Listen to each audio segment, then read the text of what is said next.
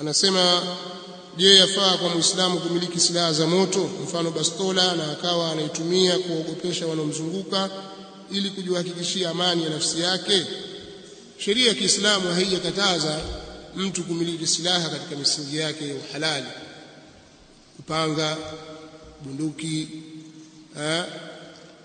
kadhalika na mingineyo katika yanayoruhusiwa katika mamlaka husika kwa lengo la kujihami, kadhalika kuwatia hofu maadui. Lakini katika vitu vya kuzingatia, kuna baadhi ya watu hawana akili lakini wamepewa silaha nyingine au anamiliki silaha kama silaha za moto. Mtu anaweza kumwelekezea kisu mwenzake au panga, nitakupiga panga mimi au nitakuchoma kisu, au akamwelekezea bastola.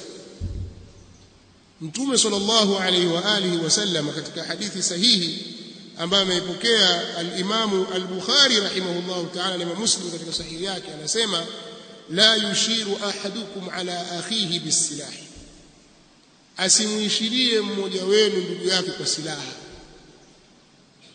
Usijaribu kufanya hivyo, fa innahu la yadri la'alla ash-shaytana yanzi'u fi yadihi fayaqa'u fi hufrati an-nar, huenda shaytani akamnyakua au akamchomoa katika mkono wake, kwa maana kwamba akafyatua silaha hii kama ni risasi ikatoka, au akapiga mshale au akapiga upanga, shetani akashawishi katika lile, alafu ikawa hatima yake yeye ni kuingia katika shimo la moto.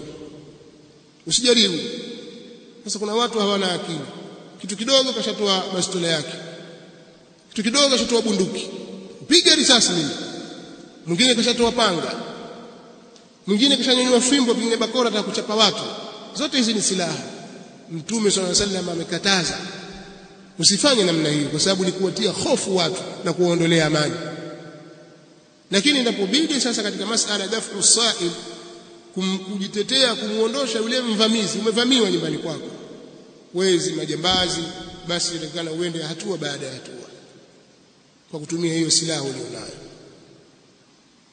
Kwa hiyo ni jambo linalojuzu, lakini kwa kufuata mamlaka, yani taratibu zile za kimamlaka, na si kujimilikisha silaha kiholela.